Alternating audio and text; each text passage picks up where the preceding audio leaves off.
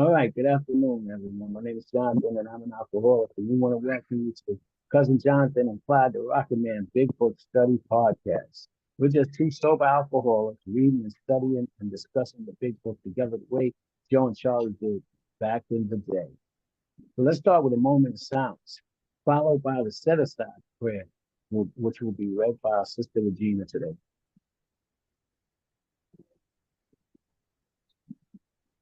Regina, alcoholic, set aside prayer. God, today help me set aside everything I think I know about you, everything I think I know about myself, everything I think I know about others, and everything I think I know about my own recovery, so that I may have an open mind and a new experience with all these things. Please help me see the truth. Okay, thank you so much. An open mind and a new experience. All right, so in 1973, Joe McHugh introduced Charlie P. as an AA speaker at an Al-Anon convention. And then Joe and Charlie soon discovered that they both loved the Big Book of Alcoholics Anonymous. Traveling between their homes and discussing the Big Book became a regular event. So, me and Clyde met in the Zoo Group back in 2022, and we also discovered that we loved reading and studying the book together. So someone asked us to start studying it and working with each other and do it in a podcast setting. So that's why we're doing this today. And we meet every Sunday at 2 p.m. until 2 p.m. Eastern time until 3:30, right in this room. Please have your big book handy and read along with us. Take notes and underline and even highlight as we all study together. We'll be recording the audio of these meetings to share on our podcast. You can go to our website at thezuku.org to listen or join. So the purpose of this big book study is to help you when you're meeting a prospect. Now we call them sponsees, or just talking about sobriety in general. See, we want you to be armed with the facts about yourself and the AA program. Because freedom from alcohol comes through taking the 12 steps and working with others. Now, this is what the 12 steps are. Page 15 of the 12 and 12. AA's 12 steps are a group of principles, spiritual in nature, which, if practiced as a way of life, can expel the obsession with drink and enable a sufferer to become happily and usefully whole. So how soon do you want to be happy, joyous, and free? We suggest that you purchase a copy of the Big Book for the future use if you don't have one. You might want to underline, highlight, and take notes as we all study together. Please order your AA literature directly from Alcoholics Anonymous, so the money goes to AA and to ensure that you get a good copy. We're not advocating that you rush through the steps, but we highly suggest that you have a sense of urgency in taking the 12 steps and having them become a way of life sooner than later. Act as if this was a matter of life and death, because it actually is a matter of life or death. Once again, how soon do you want to be happy, joyous, and free? You can go to our website at thezuku.org to order a copy of the Big Book as well as read it online. Now, the Big Book is our basic text and it contains a full recipe for recovery. It's impossible to find a loophole in the Big Book that excludes you from being a member of AA. So we'll be reading today in the chapter more about alcoholism, and we left off on the top of page 34 last week. But before we continue, we're going to have Clyde come in and bring us up to speed on what we've read so far. Come on in, Clyde. Okay, hi, thanks, Cousin. Yeah, this is Clyde, alcoholic, and glad to be here with you guys. And just a quick recap on what we learned last week. We're in the chapter 3, more about alcoholism. And what we read about last week, well, first of all, we learned early on in this chapter that, that's a great obsession that every abnormal drinker has, is that somehow, someday, we're going to be able to control and enjoy our drinking. That's our great obsession. They gave us all these different examples of experiments we've tried, like big list of try this, try that. We tried every possible thing to figure out a way to pull this off where we can drink and get away with it, drink like a normal person. And we just can't. And then, so they gave us a simple test to determine if we're alcoholic. And he said, you just step into a bar and try some controlled drinking. And if you can start and stop abruptly, you're probably not an alcoholic. But if once you start, you can't just stop abruptly, then you might be one of us. You may have a problem. You're probably an alcoholic. And then they gave us this example of the nature of alcoholism. The first example is this 30-year-old who had a great promising career, realized that his drinking was problematic and interfering. He wanted to have a successful business life, so he quit drinking. At age 30, he retired. At age 55, he was able to go sober 25 years without a drink. So he thought that, okay, wow, I managed, I didn't drink for 25 years. I'm sure I can drink now. This is great. I'm so happy. So he started drinking. And within 2 months, this guy was committed to an asylum. And he realized, oh my gosh, I got a problem here. So he decided he needed to regulate his drinking. And things continued to get worse for this guy.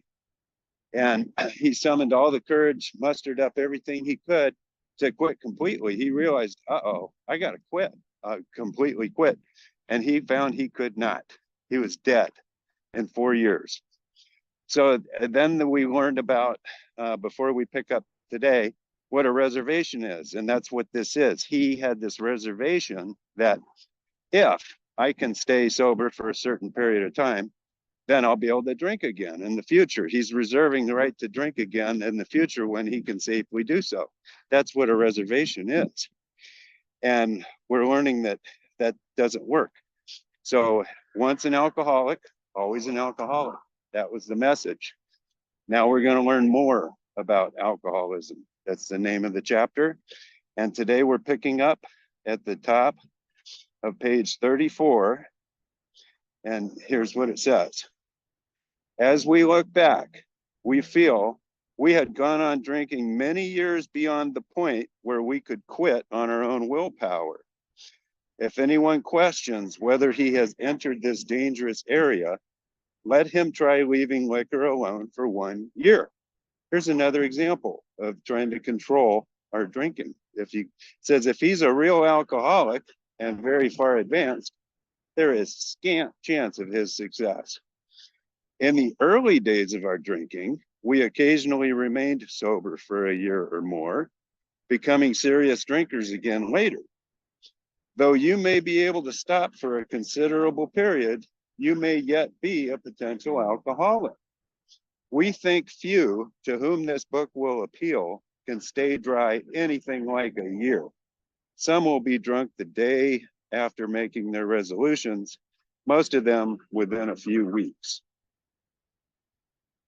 So any comments so far about, what we're learning here, what we're studying? I think that in this paragraph, I need to say, is this me? That's what I see. That's how I'm reading. Where it's like saying, is this me? A real alcoholic and very advanced, there's scant chance of success. In my early days, I could occasionally remain sober for a year or more. I've done that.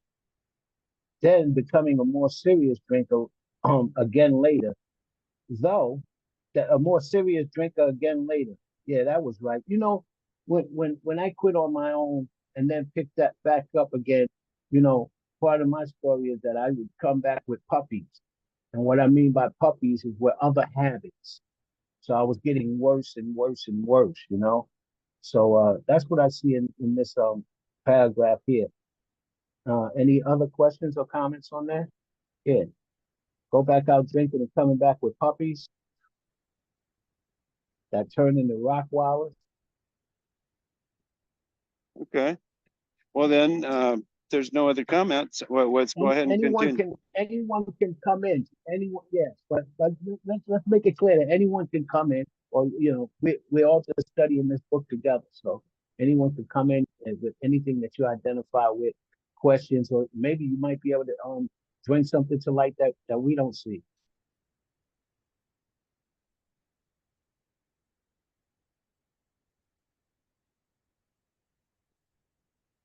Go ahead, Clyde. Okay, let's do this. So it says, for those who are unable to drink moderately, the question is how to stop altogether. It says, we are assuming, of course, that the reader desires to stop. Whether such a person can quit upon a non-spiritual basis depends upon the extent to which he has already lost the power to choose whether he will drink or not. Many of us felt that we had plenty of character. There was a tremendous urge to cease forever, yet we found it impossible. This is the baffling feature of alcoholism as we know it, this utter inability to leave it alone, no matter how great the necessity or the wish.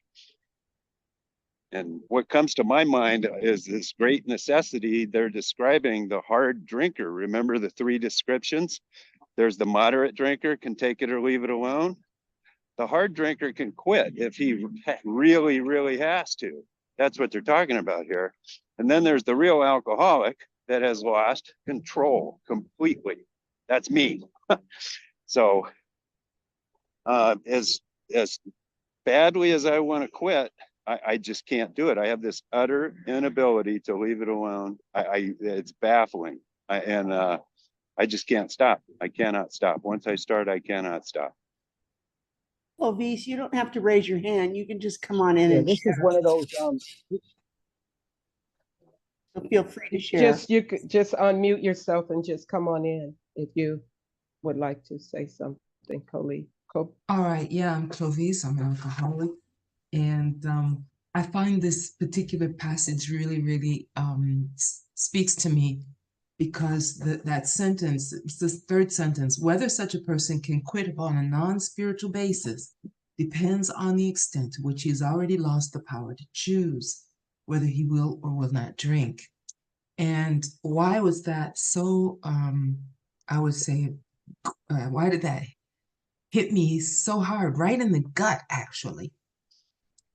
Because I have been living this Christian life, very committed Christian life, service-oriented, and down with God, if you really want to know. I was down with God, and people were looking at me.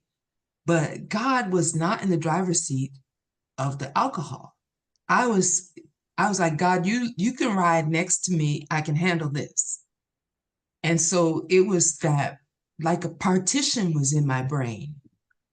Everything else was to God. Everything else was for God. Everything else was from God. But when it came to the bottle, nothing, none of the truths, none of the spiritual things could get through that petition until I said, I'm powerless. And that's when the Spirit was able to come and say, okay, now you let me work on this.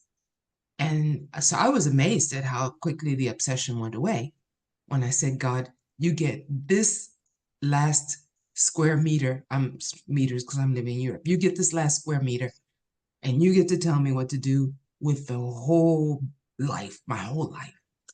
So yeah, if it's a non-spiritual basis, I don't know who can do it, but I sure couldn't, because I had all the spiritual I could take and I was sprinkling spiritual everywhere, but on this question. And when I finally, admitted my powerlessness, then my higher power just took over. And I Clovis, I passed. mean, you telling my story because for 13 years I was a dry drunk. I was actually the church. It was like that, God, let's go, let's do this.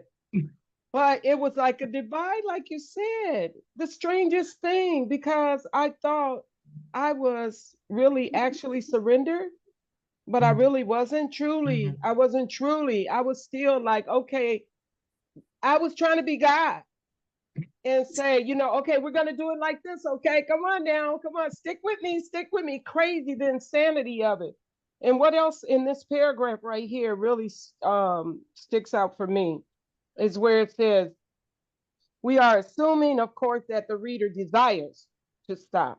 Then he goes on and says, whether such a person can quit upon non-spiritual basis depends upon the extent to which he has already lost the power to choose. And that desire and that choose to me is almost like the same thing.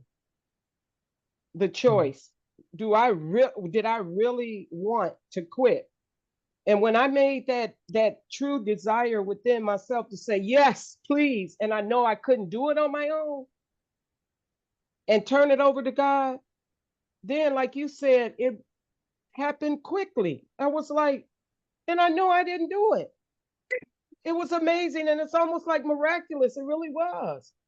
So you know, when you say that, when we talk about this and the experience and you having the same thing, it's like make me want to jump up and run around the house a few laps. Saying yeah. Thank you. It was a Yeah, divine what you guys intervention. were talking about, I could definitely identify. I could, yeah, I could definitely identify with that, because when I came to AA, I had already known God. I had been a good church member and stuff like that in the past. And even Dr. Bob says that in his story. I was a great church member. Why can't I stop drinking? You know, I believe in God. I'm a deacon in the church. Why can't I stop drinking? And he just didn't know why. And and that leads us right to the when they put this in the book, Clyde. This is the baffling feature of alcoholism as we know it. This utter inability to leave it alone, no matter how great the necessity or the wish. That's the baffling feature. When we talk about it being cunning, baffling, and powerful, the baffling part is my inability to leave it alone, no matter how much I need to or want to. That's the baffling feature. So yeah, Can I jump in where again? do we go from here, Clyde? Go ahead. Yeah, Yeah. Sure. come on in. Okay, so this, for me personally, that um ah, that necessity or wish didn't rise up in me, and because I had this really active life, and it's still quite active, thank God. But I had this really active life. I was singing in this choir, singing in that band. We would do, a concert here, concerts there, running all over the place. And first thing that happened was higher power said, why don't you clear off your table a little bit, empty, get off some of this stuff off your schedule. And then for me, the problem just became glaring, glaring. But I still wasn't ready to give it up. But it was obvious. And when I was actually doing my 9th step, I went around and I talked to my pastor. And he said, oh yeah, one Sunday you showed up here after church quite in form. And I don't remember it. I don't remember. So we all knew you were tight. And Oh, so You yeah, gave it an ex is. you it sounds like We're so it glad sounds that like that you is giving in it the past. We're so glad that that is in the past. it sounds like she's giving an example, a clear example of what you just read, where he says this is the baffling feature of alcoholism, no matter how great the necessity or the wish. That's what you were referring to, right? Yeah, yeah. yeah. That's the It's baffling baffling. part about it, man. That's when you cross the line. And I don't know when that moment was when I came to sipping to gulping, and that's what addiction does is, as powerful as that is, and I could not stop and I wanted to desperately, I couldn't do it.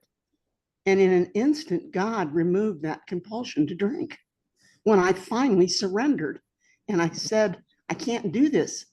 And I accepted the fact that I had a problem and that I was an alcoholic. And as soon as I really did that, it was removed. And that's when my healing began. That's when I was ready. And it's just amazing how God works. Oh my goodness. That one paragraph is so powerful. It's Yeah, amazing. I just have to acknowledge Yeah, this. sure. I'm gonna be quiet after this. I'm gonna try really hard to mute myself, but I just have to say this because this is just what happened. Yeah. That each of us just said that it miraculously happened to us. Yeah.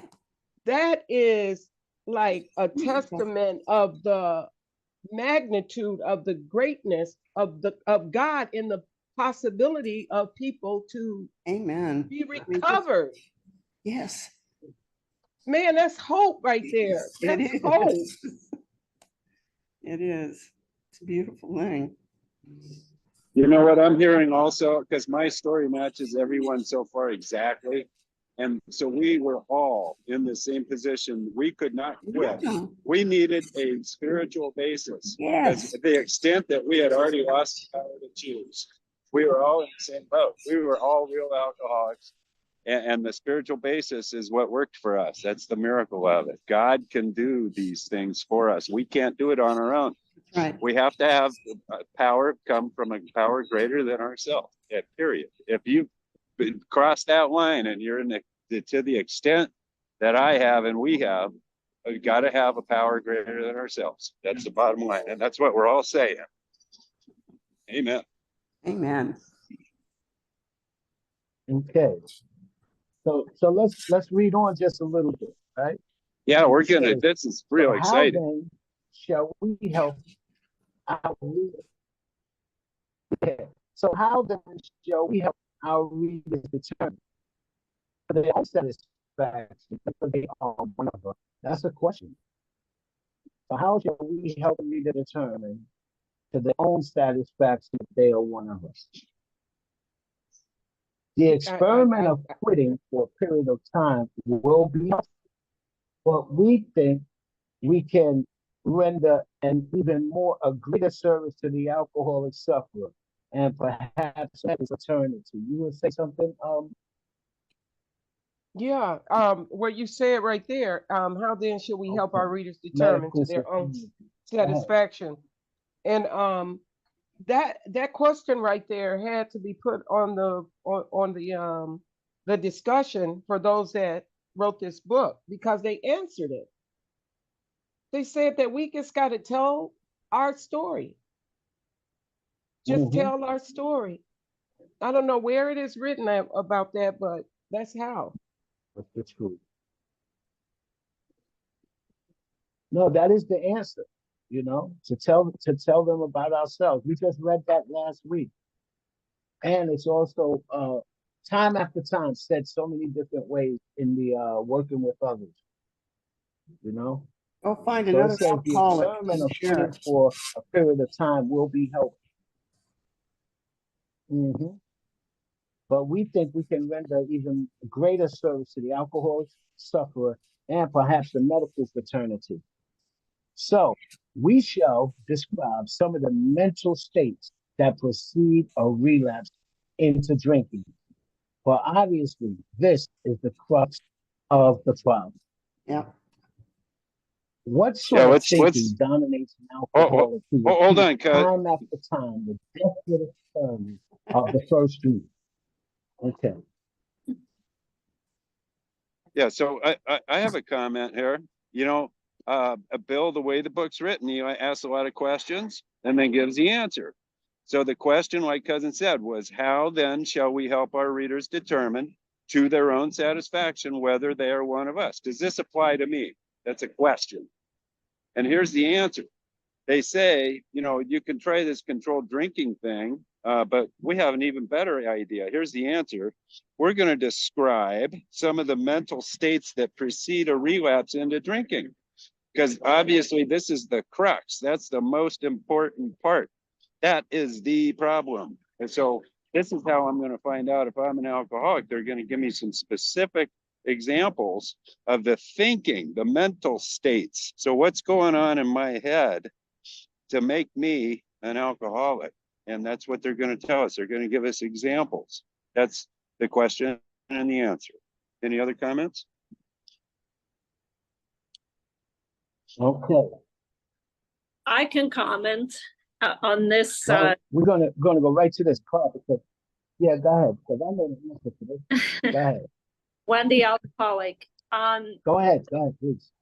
So we shall all just some of the mental states that precede a relapse into drinking.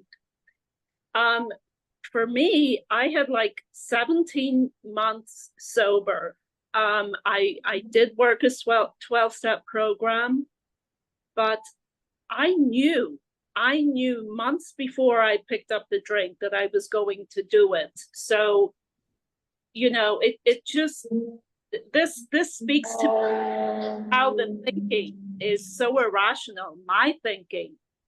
I knew it was dangerous for me, but I was at a very special event with a group that I've seen like 8 times in person, like a VIP, and I just knew I was going to have a drink like that week, and it's my thinking, and that for me, like the spiritual part of the program, that's why I have to stay so connected and so connected to others who think like me, because me alone, my thinking will get me in trouble.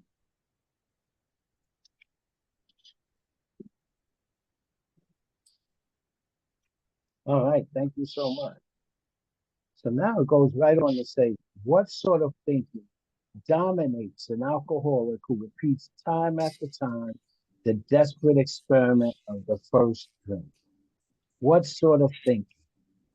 And I have an answer to that, after being here just a little while. Now, and the first one was, I'm fine. I'm fine. Yep. Still got my job, there's money in the bank, or my relationship is better, and all of these type of things, Anybody can identify with that. That's the kind of thinking that's caused me to go back to drinking. That everything is just okay now. I'm out of the Yeah. woods, so I would think. That was the word. So I'd go That one back, right there. that desperate experiment. Go ahead. That was Yep. the word you said. I'm okay. I'm okay now. It's okay now. Okay. That's fine. Wait a minute. You better I'm stop, good. because I'm that good. that experiment right there, that thinking right there, that mental thinking that it talks about, some of the mental states that precede a relapse into drinking, that one right there. I'm okay now. Yeah, Yep. absolutely. Is that the number one answer? I'm doing just fine. Then, Yeah. Right. That's the number one answer. I'm fine. Yep. Okay. So that's What the number one answer. I'm what fine. the other I'm good. the other one, cuz I'm- the other one, um it'll be, if it's not, it'll be okay Yeah. this time. Uh-huh. Yeah. It'll This be time. okay. I'll be okay. I'll be okay. And there's always this, Clyde here. So You it know, says friends who have yeah, the reason I desperately experiment and want to be able to get away with it is because I really, really, really want that ease and comfort. Oh, yeah. I really want it bad. I like I the like it. effect. I like I that like it. effect, and I'm going to Yep. figure out a way. Yep. I am desperate to experiment any number of ways until I can figure out the secret formula to make this sucker work. Yep. Get away with it. Yes. With me, it was the bargaining and thinking, okay, I'm just going to control it like this, or do it here, or drink this, or drink that, or switch this, or switch that. Like, it was all just pure madness, right? That's controlled drinking. Yeah. Yeah. I like the way you termed that, the Oh. bargaining. switch Yeah. bars. That's what I was. Bargaining. Excuse- Yep. Excuse me, you guys, this Okay, is at the book Tammy, club, right? come in. You want to say something, No. Tammy? Come in. Okay, thank you. This is a big book study. We're studying the big book together. Not a big. Oh yeah, the book club. Yeah, that's in the other room. Okay. That's at 2:30. Yeah. All right. Was that Tammy? I didn't All right, even we're know. gonna I keep think it going. was. Yeah, this is me, So it Tammy. says- Hi, everyone. Sorry, I'm Hi, getting some Tammy. coffee. Okay. All right. This is a big book study Give me a podcast. bit. It's the podcast. And you Friends who don't have have to raise. reason with him. Who me? Friends who have reason with. Yeah. Okay, be right back. Yeah. So friends who have reasoned with me after 3 which brought me back to the point of divorce or bankruptcy, are mystified when Jonathan walks directly into a saloon, a bar, and they say, why does he? Of what was he thinking? Now I'm gonna tell y'all something about this, and this is gonna sound crazy. Do you know that I really didn't know that the problem was centered in my mind. I thought that it was all about my feelings, you know? But what I did realize once I learned that is that's the question that my wife would always ask me. People around us even know that we got something mental going on with us that we don't even know. When I would go out, she didn't ask me who I was with, where I was at, or what was going on. She said, John, what were you thinking? Yeah. What You know were what you I have thinking? next to that? Word. Next to And of mine, course, I didn't have an answer. my, I go didn't ahead. have an answer, but check this out. I had just realized that for years, when I would come back, she would say that. She would want to know. She would say, what were you thinking when you went back, when you took a drink again, or when you started getting high again? Anybody can identify with that? Oh, yeah. People outside of AA know it. And I wasn't getting it. Yeah. You know what I have next to mine? That question right there in my book. Why does he? What were He? you thinking? What is he thinking? You know what I wrote? He's not. That's right. He's not. You're not thinking. Not You're thinking. acting. Yeah. Yeah. Yeah. Impulsive. Yeah. Well, I'll tell you what I was thinking is that Yeah. I Oh, have no choice here. I have got to get that ease and comfort. I Yeah. must have it. I can't live without it. I Yeah. have got to have it. I know it's not going to yeah. work. I know it's a problem, but I don't have a choice. I have got to have it. Yeah. Yeah. Yeah. That's what I was That's thinking. that addiction. Yeah. Absolutely. Yeah. And you I did. And, Absolutely did. and that's my answer too, Clyde. I wanted to get high. That's what I Yeah. was thinking. I wanted to get Yeah. high. Yeah, Yeah. I wanted to I get would high. That was my Wow. that was good. I wanted to go home. You know? But I would never tell you that. I tell you about dogs that died and people that lived and jobs that got lost and flat Yeah. tires and all kinds of We other lie to ourselves dumbness. more than But I anybody. wouldn't just come out and say, I Yeah. wanted to get high. Yeah. You know that's that. This is amazing. You're can talking I about jump in? Because you know, Wendy. because I used to come back off of a relapse, and I always did have a story. The car broke down because don't forget, I'm missing for 2 or 3 days now. So the car broke down. I lost my keys. I lost my check. It was always some bullshit to add with it. When the bottom line is, I wanted to get high, and Mhm. of course, I got high before the car broke down. Of course, I got high before I lost my check. Mhm. And all of the other stuff that I would say was the reason. I was already high when that stuff happened, you know. And yeah, and everybody else knew Oh, that, even though you might crazy. say something different, everybody knew it, except for us.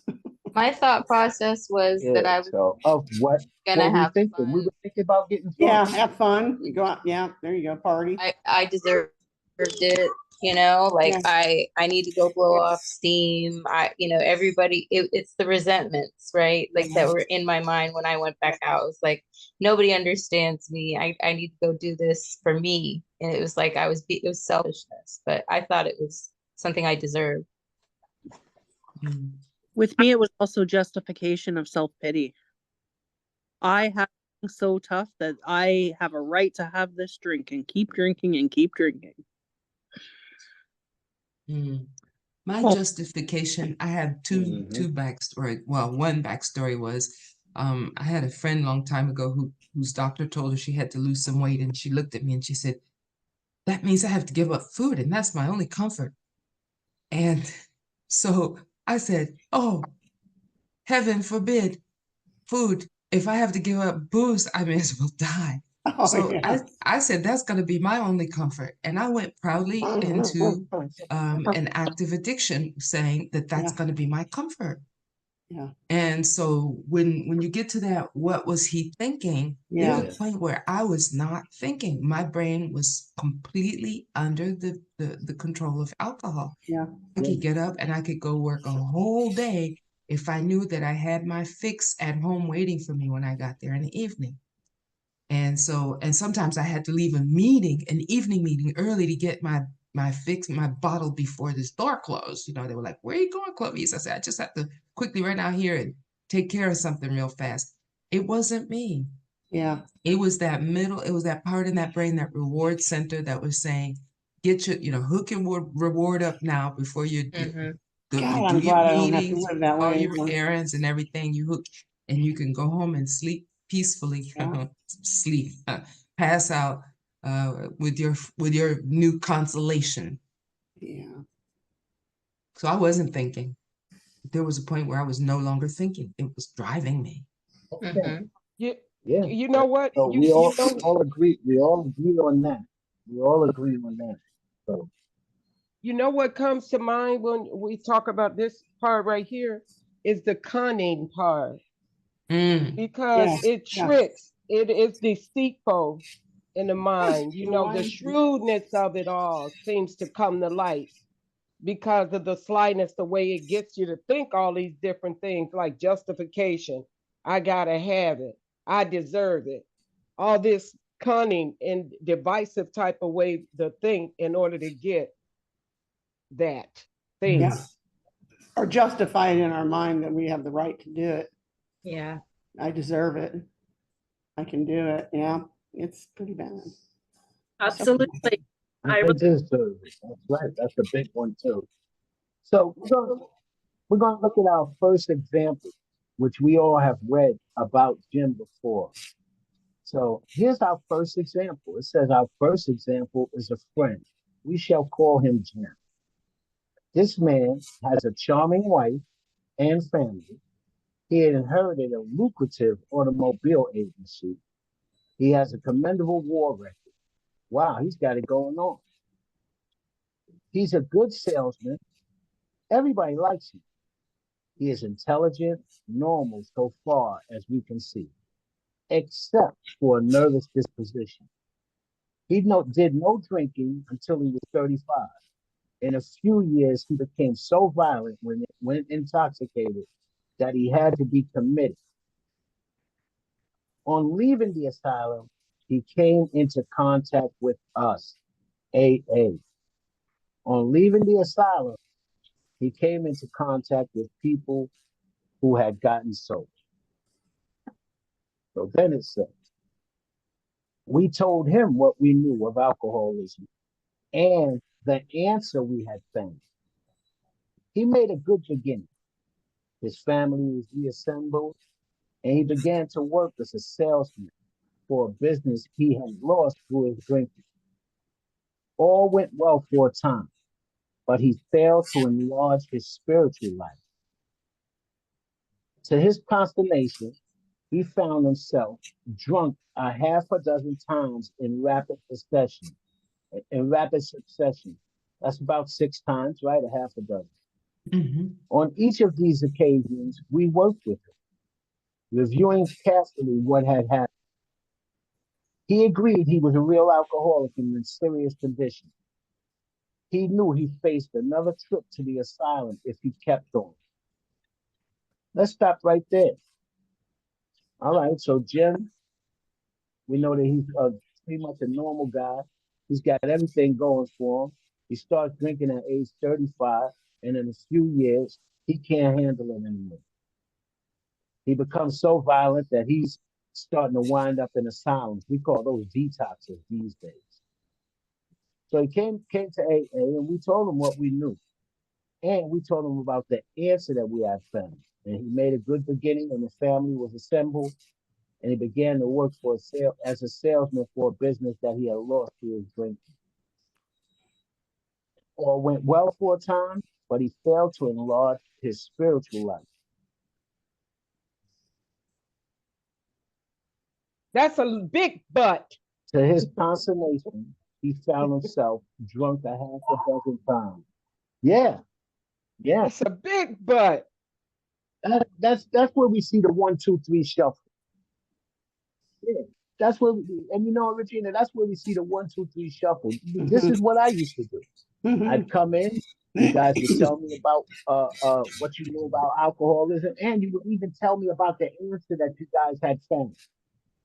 And yeah, I'd start getting myself together, and things would go well for a while, and then I'd go back out and drink.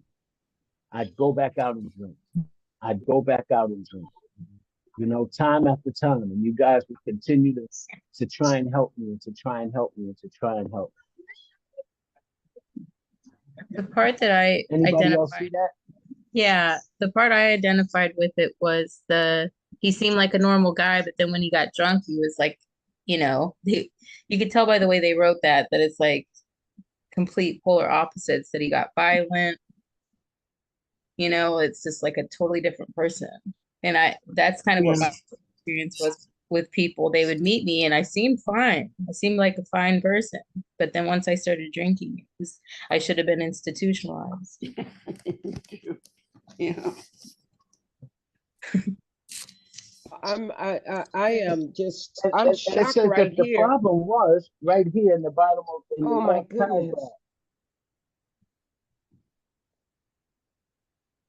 Oh my goodness, Cubs, Jonathan, when my mother was ill with And the deal cancer, is that, go ahead. and I had stopped drinking. I had stopped drinking, but when she got ill, I'm about to cry. I started drinking, and I went in there to care for her, and she looked at me and she said, "You started drinking again." And she used the exact words in this paragraph where he said he is an intelligent man. My mother said, "You are too intelligent to be doing that Yeah, there again." you And go. I was so torn when she said it. I didn't have a Yeah. word for her. I just got up and walked away out the room. So I just saw this on this page just now today. So thank you. Man. All right. And it tells us exactly what happened to him. It says that, but he failed to enlarge his spiritual life. What does that mean to us? You know, and that's why I brought up the 1, 2, 3 shuffle, because spiritual part of this program doesn't even start until I move on to step 4, 5, 8, and 9. Step 1, 2, 3 are not spiritual steps. They're in the end, step 3 is a decision-making step. But the spiritual experience is not going to happen until I start doing the work. Anybody agree with that? I would agree. Anybody know Absolutely. about that? Good play. Oh, yeah. He failed to enlarge his spiritual life. The way that I start to have a spiritual experience is to move on with the rest of the steps, not just stop at making a decision. Step 3. John, love how you pointed that out, the 1, 2 shuffle. Benefits of it. That explained it. Thank you. That was really deep for me, because I did the 1, 2, 3 shuffle quite a lot because I didn't want to move forward with step 4 through 9. Thank you. I was finding myself we have to get honest with ourselves. That's right. Yeah. And that's what happened with Jim. That's what happened with Jim. Because the spirituality doesn't kick in until I start to do step 4, actually 5, 6, 7, 8, and 9. But Right. step 4 is the beginning of a spiritual experience, because it's starting to discover and uncover the problems that's going on with me. You know, that's where I start to discover things and uncover things, you know, because it's a fact finding and a fact facing process, you know? Right. Yeah, and it reminds me of the softer, easier way. So you have to enlarge his spiritual life. Yeah. Yeah, you figure I did the first 3 steps. I'm not drinking. I'm 1, getting 2, my 3 life back 1, in 2, order. 3 are easy. Yeah. Yeah, that's easy. Yeah. And they do And I'm not gonna be produce. okay. Yeah, no, I they say do not God's produce. got me, man. Clyde, God's got me. God's got me. Like I just take myself and I just jump into this big hand basket that God's got, right? And he's just a rocking it and I'm in it now, so I'm good. No, no, no, no. Yes, you, If I okay, sincerely turn my will and my coming. life over to the care of God as I understand him, huh? Well, yeah, if you What do you say, we Clyde? sincerely surrender, then we're gonna do the fourth and steps, ninth step, and have that spiritual experience that we need to That's recover. right. That's right. That's right. Yeah, Yeah. once I So, but what understood, I was saying So, is, so that's what happened. That's what happened to Jim, because oftentimes people who read that story don't read the first part of it. You know, I mean, we use it in our meetings because it's a We only great read a piece example. of it. Yeah, one But piece. we do suggest that people go back and read the whole story Yeah, the about whole story. Yeah. about how Jim had already, Jim He'd already wasn't made a some guy. decision. He wasn't He'd some already guy. decided he This was guy going to had been drink. in Yeah. contact with early AAs, the first Yep. 100. Yep.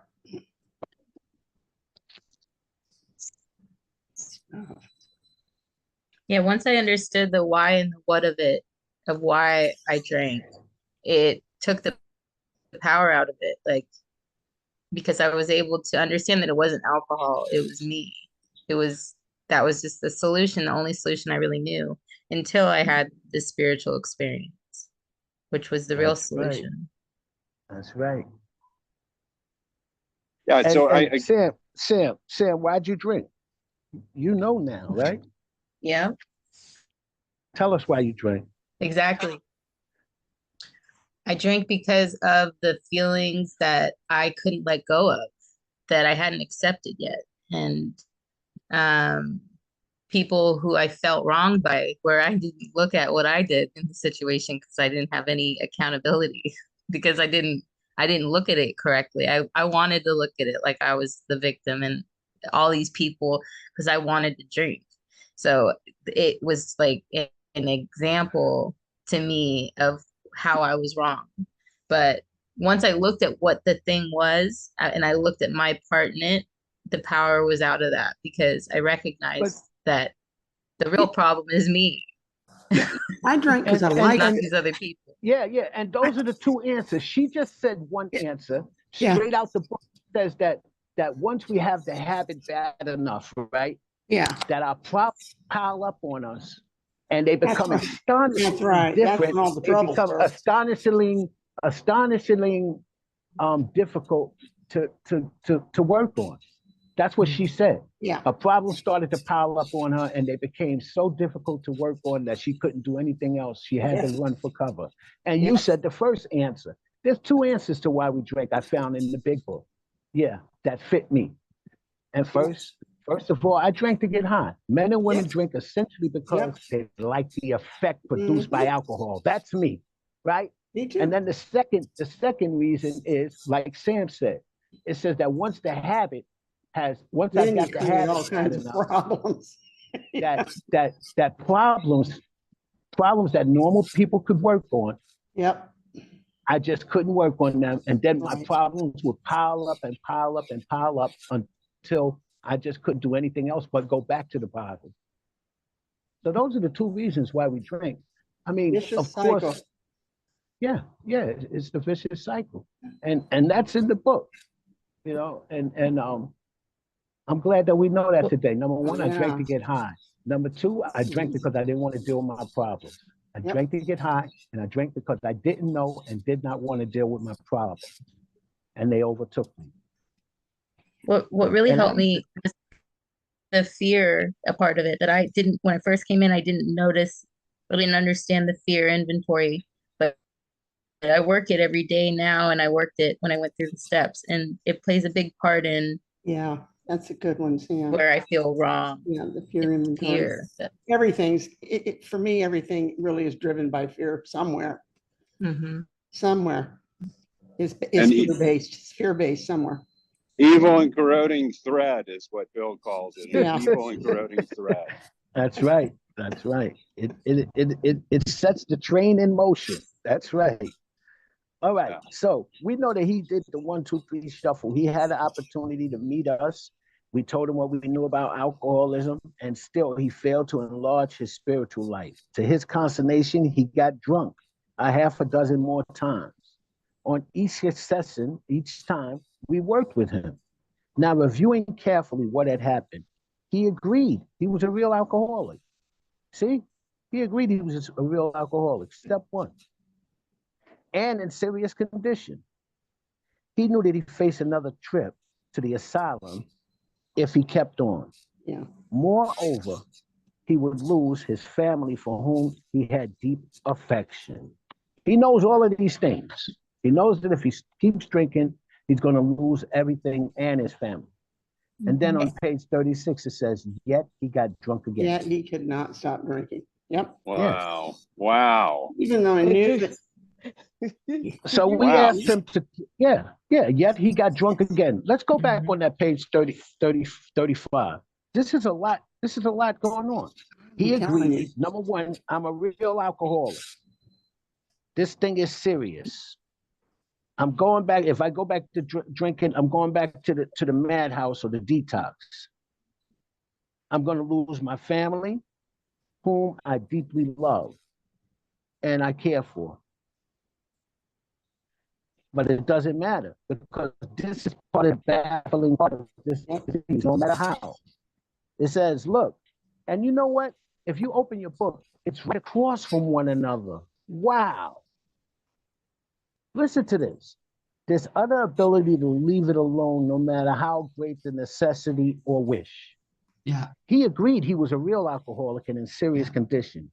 He knew he faced another trip to the asylum if he kept on. Moreover, he would lose his family with whom he had deep affection. Do you guys see how this is written? Yeah, You could read it yes. actually right across. Yeah. This shit is crazy. You can read it right across. So what's going on with him is all you gotta do is put your finger to the left on the prior page, and you'll see what's going on with him.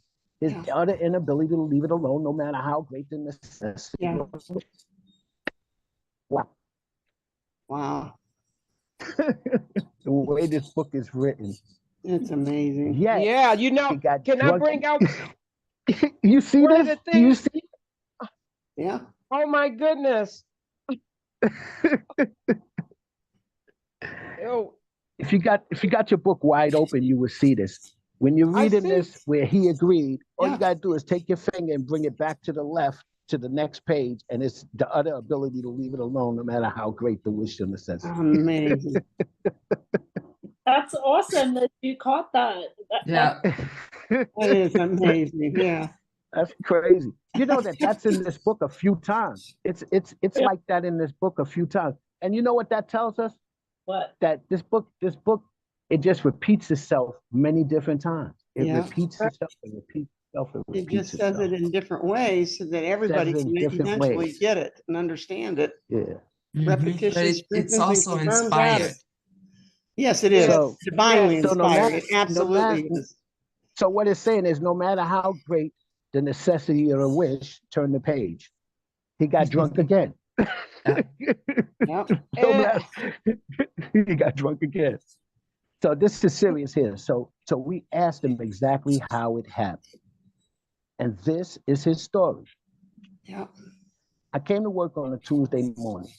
I remember I felt irritated that I had to be a salesman for a concern I once owned. I had a few words with the boss, but nothing serious. Let's take a look at that right there. And let's take a look at who we're dealing with, right? We're dealing with Jim. He came in contact with us. We offered him the program of recovery. He went up to the third step. So of course, he never took the steps. Listen, Right. let's say that Jim had went through with the whole 6-step program as it was at that time, right? and he had dealt with some of his resentments, did a 5th step, right? agreed, asked God to help him start working on his character defects, was willing to start making amends and living in steps 10, 11, and 12. See, I could come into a job Yeah. feeling a little irritated, working for somebody who I used to be the boss for. Yeah. But if I'm not spiritually fit, I can't do that. Right. Good point. Good point. Wow. Mhm. Yeah. Yeah. I mean, I And he couldn't do wasn't this before spiritually you fit, guys. clearly. You guys helped me to get back in touch with how greater than myself, and I see myself differently. But see, he was irritated and Yeah. had to be He's a already, salesman for a yeah. concern he once owned. Yep. You know, He already had a resentment right there. he Yeah. already had a resentment, and he He never wasn't worked dealing on with his it. He resentment. wasn't That's dealing the with key. his The resentments. key was Yeah. he never worked on his resentments, That's and this right. guy had an opportunity to. He had came Yep. into contact with us. Mhm. He had came into contact with us, and you know what? Yeah. That was me for a lot of years. I'd come into contact with you guys. I'd do the 1, 2, 3 shuffle. And then when I go back to the situations that was already going on, I didn't handle them. So I went back out and drank. Mhm. You get it? Yep. Yeah. Yeah. Yeah. So you, Yeah. so you're saying that he failed to enlarge his spiritual life. Yeah. Yep. Yeah. That's right. He didn't go on. Stop. He To, didn't to do the enlarge our work. spiritual life, to us, that means taking the steps. That's how we enlarge our spiritual life, taking the steps. He failed to take the rest of the steps. That's what Yeah. Bill So should have just said.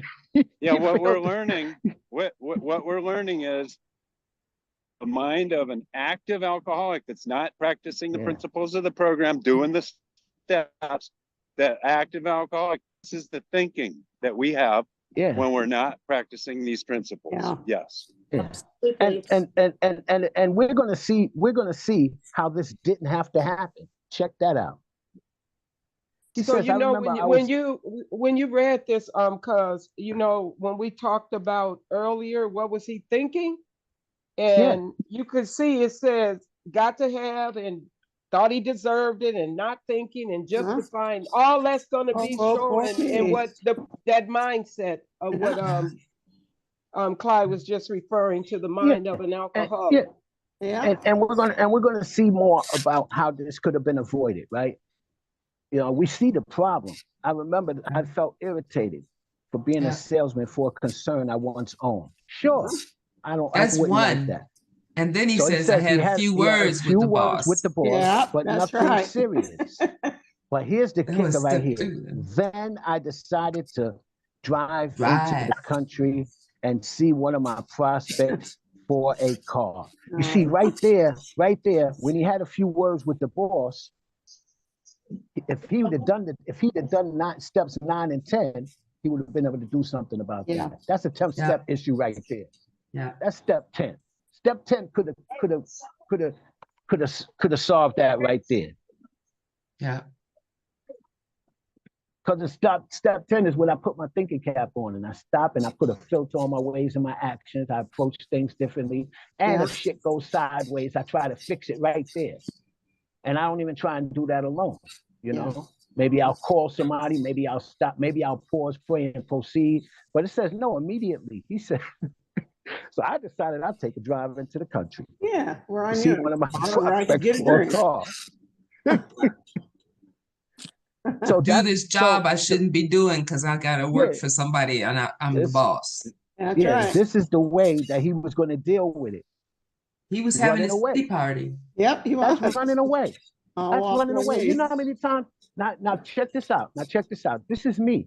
You know how many times I have an argument and I want to go grab the keys to the car and just go take a drive to nowhere, which is dangerous. Just run. Yeah. Yep. That's all he did. He went running. Grab the keys and go running. Screw this guy. Screw them. Screw that job. You know? I think I'll just. So he goes, yeah, he's going to take driving to the country. And I got to make up some. Yeah, he's making up a reason why, right? To see one of my prospects for a car. Which one? What's his name? What's his name? Wait, what's his name? Yeah, he's a prospect. Hey, listen. No, for real. These days, if I tell you that I'm going to, no. Listen to this. These days, in this stage of my life and my recovery, if I tell you that I'm going to see somebody and I can't tell you who the hell they are, something's wrong. Yeah. Something's wrong. Gotta go see a man about a cow. See, that's why we Now- practice now- these now- principles. now, if you Practice tell these me that- principles. If you tell me that and that's all you tell me, something's wrong. Something might be wrong. I'm going to see a man about a dog, right? It's like I'm going to see a man about a horse. He knows nothing about horses, you know. But no, for real though. For real though. Yes. Check this out though. Check this out. These days, now, can anyone else see that? All right. If I tell my wife, hey, I'm going out with some friends, and she asks me, well, who are you going out with? If I can't tell her who I'm going out with, something really is wrong. Yeah. For real. Something's wrong. Yeah. Yeah. I shouldn't be going out with them, you know? So that's the same thing here. That's why he says, yeah, I decided to go see one of my prospects for a car. That's the bullshit that he told Yeah. us. He didn't say, no, I was going to see Jim Brown, who I made an appointment with, who I think wants to buy a car from me. I was talking to him a few days ago. He works out at this diner, so I'm going to drive there. There was none of that. And I just happened to stop at that diner that serves alcohol before I'd been going Yeah. for many years. No, he had been there before. Oh, So he yeah. says, I decided to drive into the country to see one of my prospects for a car. Nobody's Do gonna you- find do me you up there. I'm gonna realize- get drunk. Wait a minute, I gotta say All of a this right sudden, here. I was Do hungry. do you know how many times he has sat in that diner thinking about getting that drink? Okay, I'm No, he beginning. used to drink in this diner. He used to drink in this Yep. diner. Yep. He used to drink in this diner. That he poured it Yep. in. Starting to wonder. Yeah. They What'd knew you say, exactly Lindsay? who he was. Say, what did He you knew say? exactly. They knew He exactly knew who he exactly what was. he's doing. Yeah. I mean, okay, he felt hungry, so he stopped at a roadside place where they have a bar. But he says, "I had no intention of drinking." Now we can believe that. Let's just believe that. Let's just say he had no intention of drinking.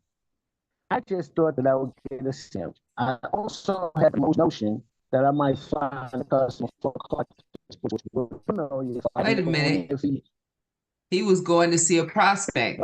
Now what happened? Jonathan, your voice is breaking up. Yeah, we're quite a bit. breaking up. We can't hear you, buddy. I don't know. Maybe you come closer. Okay, all right. Hopefully that helps. That's better. But yeah, he started out going to see a prospect, which is somebody potential. To now he's just shopping around, selling cars inside a freaking diner. Who knew? You know, who knew? Yeah, Another hungry it's getting- man. yeah, it's getting scratchy. The story is getting scratchy. All right. So he says, I also had the notion that I might find a customer for a car at this place, which was familiar, for I had been eating there, for I had been going there for years. I had eaten there many times during the months I was sober. All right, so naturally, I sat down at the table and ordered a sandwich and a glass of milk. Still no thought of drinking. I ordered another sandwich and decided to have another glass of milk. Now I love this here. Suddenly, the thought crossed my mind that if I were to put an ounce of whiskey in my milk, it couldn't hurt me on a full stomach. Suddenly, the thought crossed my mind that if I were to put an ounce of whiskey in the milk, it couldn't hurt me on a full stomach. Now, this is another thing that we'll see, that if he had went through with the program, right, and those thoughts would have crossed his mind, well, hopefully he would have been relieved of the obsession, right? Yeah. Or number two, he would have thought to call somebody and to let them know. That's right. There was telephones back then. There still was telephones. Yeah. No, this is not before telephones. So it's two things that could have happened. He could have took the steps and been relieved of the obsession to drink. And when those thoughts come, they're just a fleeting thought, and they come and they go, right? Right. Or he could have called somebody. And by this time, if he would have sincerely turned his will and his life over to God, what would have happened was his higher power would have been with him and guided him out of that situation, because he's done that for me many times. Yeah. So I know that that happens, you know, guide me out of these scrapes. So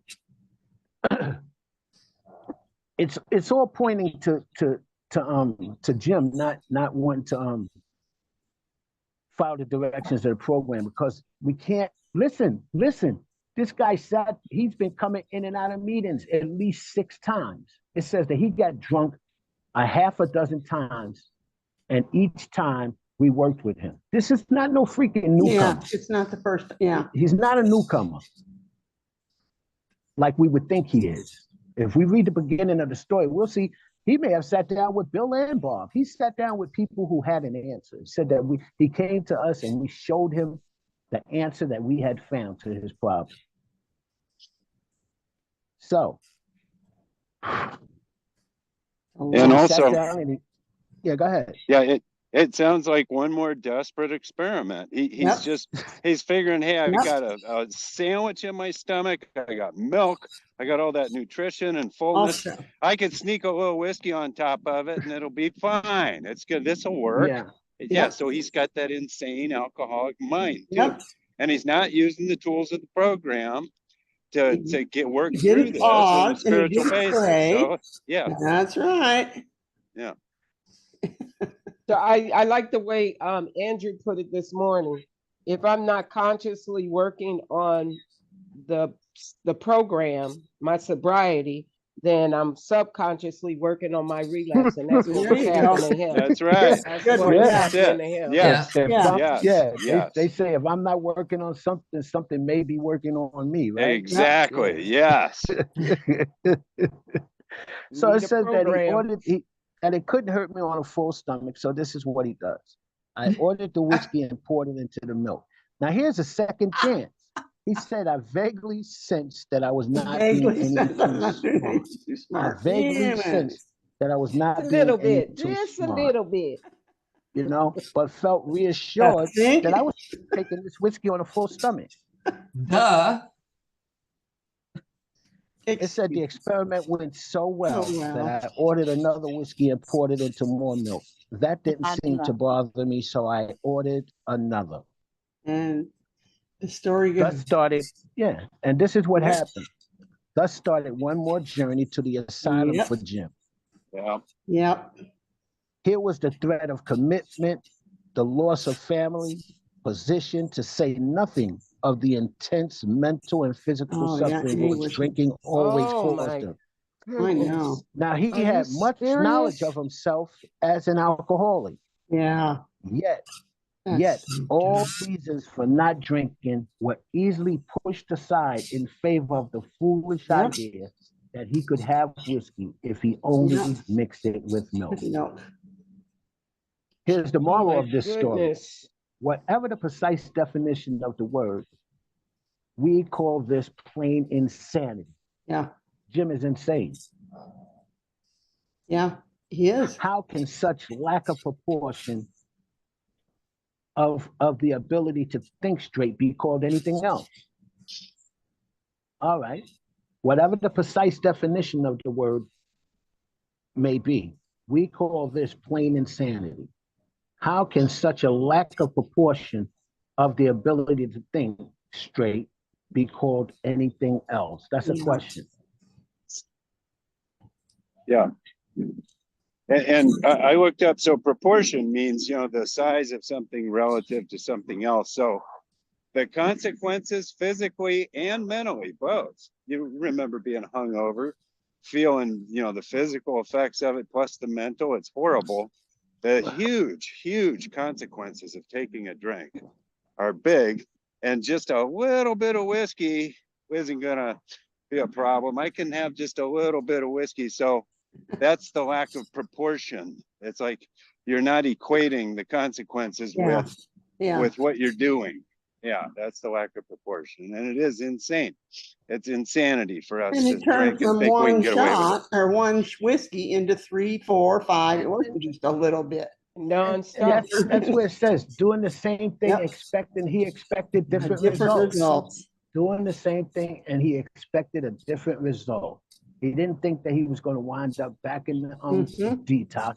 He didn't think that he was going to lose everything. He didn't think that he was going to be physically and mentally sick again. Yeah. Because he said he had much knowledge about himself as an alcoholic. Yet all reasons for not drinking were easily pushed aside in favor of the foolish Yeah. idea. Just in the that blink he of an could- eye. Just, Yeah, that he Yeah, could take and I- whiskey if only he mixed it with milk. Oh, Then it goes cousin. on. Go Yeah, ahead. this is where for me the partition was in my mind. It was like it won't apply to me. yeah, It's not going to apply. I'm going to drink it. I'm It's not going different. to apply to me. I'm not going to get Yeah. drunk. I'm not going to, go over the edge. I can this measure is not going to apply to me. The consequences are not going to apply. Mhm. It's just that partition is truth that's not getting in. And I really like what Sam has there. She says 3 things that cannot be hidden: the sun, the moon, and the truth. That's And right. this guy, Jim. Right. Yeah. Yeah. The truth is that it's just plain insanity. And so when It's I got insanity. Yeah. when yes. that Holy Spirit, when that higher power removed that partition, I realized that I was in the same position as Jim. And I was And we all could see now how Jim had so many opportunities to get sober, just like me. You know, I Yeah. had been in and out of Yeah. AA just as many times as him. Mm. You know, in and out, doing the 1, 2, 3 shuffle. I'd put 2 or 3 years together even, and then go back out. I'd put 2 or 3 years together, not even looking at the steps. For real. You know, I'm not proud of that shit. I wouldn't even, not even looking at it. And matter of fact, the only steps that I would look at was steps 1, 2, and 3. And I figured that was enough. You know, God's got me, and let's go. And I'd be back at square one and worse. And like I said, every time I came back with a couple of puppies that would eventually turn into fucking pit bulls, you know, Yeah. turn Uh-huh. around and bite me in the ass. Yeah. So yeah, I really get this. And you know, we didn't look at it from that angle before. The angle that Bill and them had already talked to this guy. He had an opportunity to get well. It says at least 6 times, right? Yeah, half a dozen It times. says at least 6 times, you know? And So is this the man of 30? No, this is this Jim. is Jim. Jim. This is This- Jim. We're still on Okay, Jim. so the man and- of 30, he died, I mean, really quick. 4 years Yeah, dead. yeah. And you know what? The bottom line is I identified with this so much. And this was a story. This is why we use it in the checkup from the neck up, right? Yeah. Because what Jim did was what I used to do. When I read this, you know what I saw? I saw myself going back to the old neighborhood, right? I wasn't going back to get high. I was going back to let everybody know that I'm fucking okay. Wow, I'm okay. I'm doing better. Don't worry about me. Matter of fact, is there anything that I could do for you? You know, I'm fucking twisted. This is Jim. This is Jim. This is Jim. And listen, when I wrote the script for Checkup from the Neck Up, I wrote that script, right? And put those 2 things in there. Me and John put it together. I wrote it. Checkup from the Neck Up is about the fact that alcoholism is a disease of the mind. You know, and so this right here is me. This is Jim going back to the old neighborhood just to let everybody know that he's okay. And while he's there, he's going to see if he can hustle up a few dollars and so on and so forth. He never had any intention of drinking. You know how many times I went back to the old neighborhood with no intention of drinking? No intention of drinking. I just wanted to you know, I missed it. I missed that at what do they call it? That nostalgia, you know, that air. You know, those faces and all of that, you know, and I'd wind up in a freaking alleyway, you know, in a few hours. I'm in an alleyway and I'm wondering, how the hell did I get here? Well, I decided to go back to the old neighborhood. That's all Jim did. Go back to the old neighborhood with untreated alcoholism. So how could he resist the drink? Right. Anybody can identify with that? Oh, yeah. Yo, anybody ever went back to check everything out to make sure everything was okay? Hey, I got a question. Shouldn't have done that. Shouldn't have done that. Yeah, I got a question. Go back. Yeah, go ahead. I muted myself. It keep muting me back. My picture. It keep video. I keep taking the X off to keep coming back on there. No, you good now? What's up?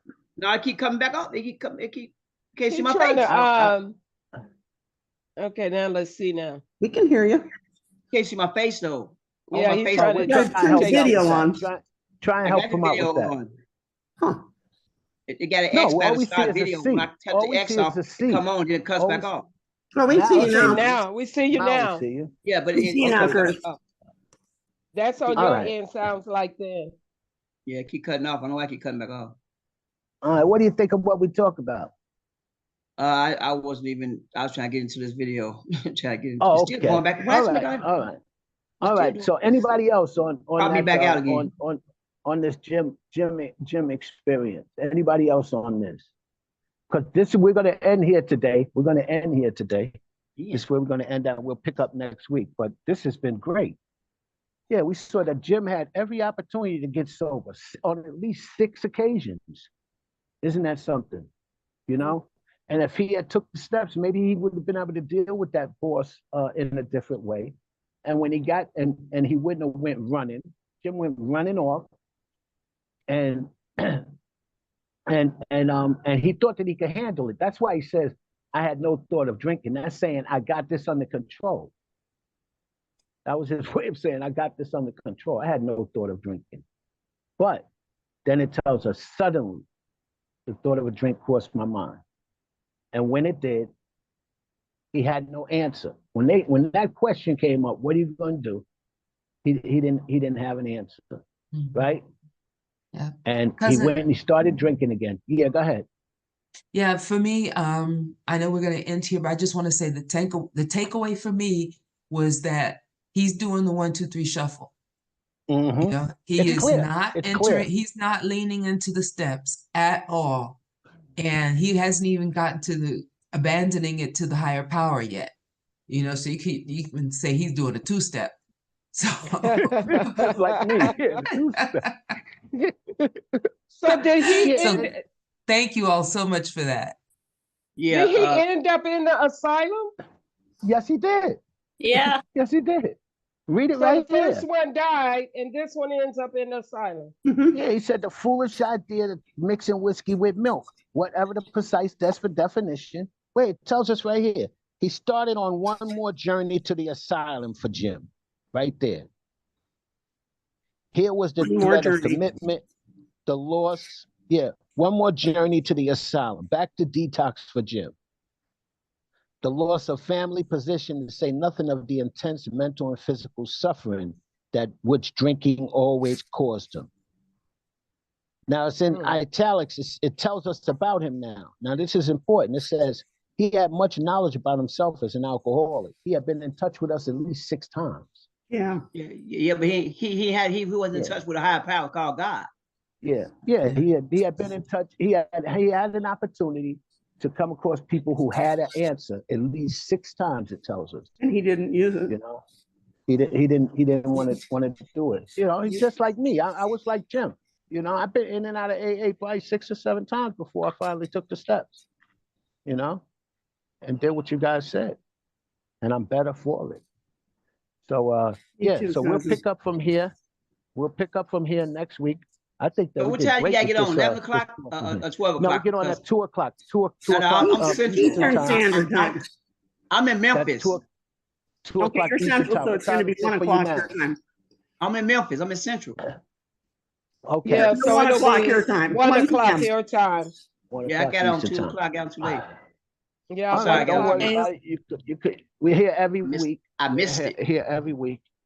And let me just get the reading up so that we could close out. So this is gonna end the study for this week. And gotta get over here to how we end. Thank you, Jonathan. Thank you. Thank you, Yeah, Clyde. this has been Yeah. great. Thank you, Yeah, Clyde. thank you. You're welcome. Thanks Thank you, for John. joining Thank us. you. Thank you so much. This Sorry, I has missed it, been y'all. great. So Next week, Curtis. don't Wendy, worry. Sam, thank you. And you could always listen Curtis, to it on the Aaron. podcast too. You can't really miss Lovey. this because it's on the podcast. Everyone. Yeah, it is. All right. Yeah. All right. So thank everyone for coming to the podcast today. We meet here every Sunday at 2 p.m. We encourage you to read ahead and come on in with your thoughts and reasoning on what we've been reading. We left off at Jim's story. We learned a lot from that today. So the podcast will be available by Thursday or Friday on Telegram. Check Telegram for updates. So, Big Book, page 164. Our book is meant to be suggestive only. We realize that we know only a little. God will constantly disclose more to us. Ask him in your morning meditation what you can do each day for the man who is still sick. The answer will come if your own house is in order. But obviously, you cannot transmit something that you do not have. See to it that your relationship with him is right, and great events will come to pass for you and countless others. This is the great fact for us. So, abandon yourself to God as you understand him. Admit your faults to him and your fellows. Clear away the wreckage of your past and give freely what you find. Join us and we shall be with you in the fellowship of the Spirit. And you will surely meet some of us as you trudge the road to happy destiny. May God bless God bless you and keep you until then. So what's the next let's reading? close with the Everyone. Lord's- let's close What's with the next Lord's reading? Prayer. Thank you. Close with It's the Lord's Prayer. page Mother. 30, page 35 is where we pick up. No, is it? Yeah, 36. 36, Okay. 36. Oh. Okay, thank Top you. of 37. No, actually, we made it to page 37, the top of 37. We Top of stopped at page 37. anything else. Okay, that's Yeah. next week. All right, so Okay. let's close with the Lord's Prayer, and then we can All go right. into fellowship, and we'll okay. So who woke us up this morning? Our Father, Our Father, Father, who art in heaven, Right, holy be have thy it. name. Hallowed be thy Thy name. kingdom thy come. will be Kingdom done. come. Thy will be On done. earth Be as done. it is in Earth heaven. as it Earth is Give in us as it this is in day Give us our this Give us day this our daily day our daily daily bread, and bread, forgive and us forgive our us our and forgive us our trespasses as we trespasses. trespasses. We forgive forgive those We those who forgive those trespass who against us. trespass against and us. lead Lead us us not not into Lead us into not into temptation, temptation. but temptation. deliver us from evil. Deliver us Deliver us from from This is the evil. evil. kingdom, For thine is the the Thine is the power, kingdom, the kingdom, and the power, and the glory glory forever. forever and ever. forever and ever. Amen. Amen. Amen. Amen.